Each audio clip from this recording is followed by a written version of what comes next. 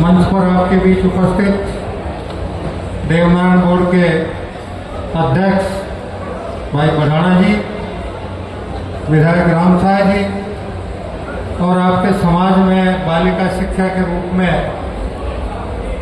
अगर मैं ये कहूँ कि आपको इनसे प्रेरणा स्रोत के रूप में देखें, माननीय सुनीता जी, यहाँ के ट्रस्ट के अध्यक्ष सहित सभी पदाधिकारी, मंचस्थ अतिथिगण, सबको यथायोग्य राम राम। देखो, मेरी तो दो चार सीधी सीधी बातें हैं। पूर्व वक्ताओं ने आपको बहुत सारी बातें कह दी।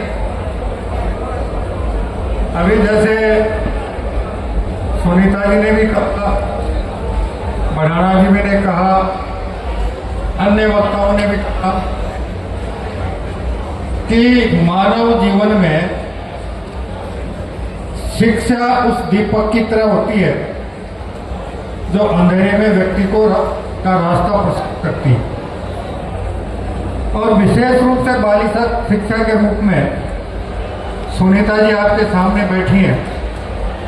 अगर कर्नल साहब इनको पढ़ाते तो आज ये भारत सरकार में अधिकारी नहीं होती। और भारत सरकार में अधिकारी होने के नाते समाज की सभी बालिकाओं को और विशेष रूप से मातृशक्ति को और परिवार के आप सभी मुखियाओं को ये प्रेरणा लेके कि हम हमारे परिवार के आने वाली पीढ़ी में, चाहे वो बालक हो चाहे बालिका हो, उसे सद शिक्षा दिलाने में और उसके साथ साथ सद संस्कार दिलाने में किसी प्रकार की और कसर नहीं छोड़े।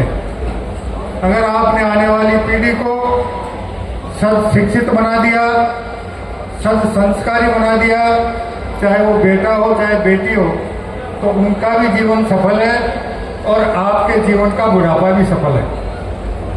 दूसरा मेरा निवेदन यह है कि समाज में व्याप्त बुराइयों को जितना आप दूर कर सकते हो उसे दूर करने का प्रयास करें। किसान समाज और मजदूर समाज में मैं पिछले 50 साल से देखता आ रहा हूं, हर 4-5 साल में एक कोई न कोई नई बीमारी, कोई ना कोई नई कुरीति अपने सिर पे ओढ़ लेते हैं। कुरीति से बचें, फिजूल खर्ची से बचें। और जैसा सुनीता जी बता रही थी, ये भी आज के समय एक कटु सत्य है कि भारत दुनिया में सर्वाधिक किशोर और युवा आबादी वाले राष्ट्र के रूप में पूरे विश्व में पहचाना जाता है, लेकिन उसका एक बड़ा हिस्सा जिस प्रकार के गलत मार्ग पर चल रहा है, चाहे वो नशे की प्रवृत्ति हो और चाहे वो अपराध की प्रवृत्ति हो, मैं समझता हूँ न हमारी उस किशोर और युवा पीढ़ी के लिए कभी भी वो सुखदायी हो सकता है, ना उनके परिजनों के लिए सुखदायी हो सकता है और ना किसी समाज और राष्ट्र के लिए सुखदायी हो सकता है। इसलिए आने वाली पीढ़ी को सुशिक्षित और सुसंस्कारित करना, फिजूल खर्ची से बचना, कुरीतियों को दूर करना, समाज को सामाजिक समरसता के माध्यम से एकता और भाईचारे के भाव के साथ आगे बढ़ाना। मुझे ये कहने में भी कोई संकोच नहीं है कि दुनिया में दो वर्ग, किसान और मजदूर, ऐसे वर्ग हैं जो विपरीत प्राकृतिक परिस्थितियों में भी कठिन से कठिन मेहनत करते हैं। और किसान या पशुपालक या मजदूर जब बरसात होती है खेत में जाता है या मजदूर मजदूरी पे जाता है, मन में भाव रख के जाता है कि आपकी बार प्रकृति और परमात्मा अगर 200 मन अनाज मेरे को दे देगा तो मैं परिवार के सारे काम ठीक कर लूंगा। मजदूर भी यही सोचता है कि आज मेरे को 500 रुपए की मजदूरी मिल जाएगी तो मैं परिवार का ये काम भी कर दूंगा और वो काम भी कर दूंगा। लेकिन सबसे दुखद स्थिति है कि किसान ने अगर 200 मन की इच्छा की और प्रकृति और परमात्मा ने 250 मन दे दिया तो वो 50 मन पच नहीं पाता है। उस 50 मन को एक दूसरे की रड़क निकालने में उस 50 मन के साथ उस 200 मन में से भी 150 मन और बर्बाद कर देते हैं। ऐसे ही मजदूर को अगर 500 की जगह 550 रुपए की मजदूरी मिल गई तो वो 50 रुपए वो भी नहीं पचा पाता है। इसलिए मेरा एक विशेष रूप से निवेदन है कि आप जितनी कड़ी मेहनत खेती किसानी के रूप में, पशुपालक के रूप में, मजदूर के रूप में करते हैं, तो उस खून पसीने की कमाई को एक दूसरे की रड़क निकालने के बजाय मेहनत करके समाज को और परिवार को और अपने आने वाली पीढ़ी को शिक्षा के रूप में, संस्कार के रूप में, आर्थिक रूप में आगे बढ़ाने में अगर सदुपयोग करेंगे तो निश्चित रूप से समाज आगे बढ़ेगा। समाज आगे बढ़ेगा तो निश्चित रूप से प्रदेश आगे बढ़ेगा, और प्रदेश आगे बढ़ेगा तो राष्ट्र भी उन्नति और प्रगति करेगा।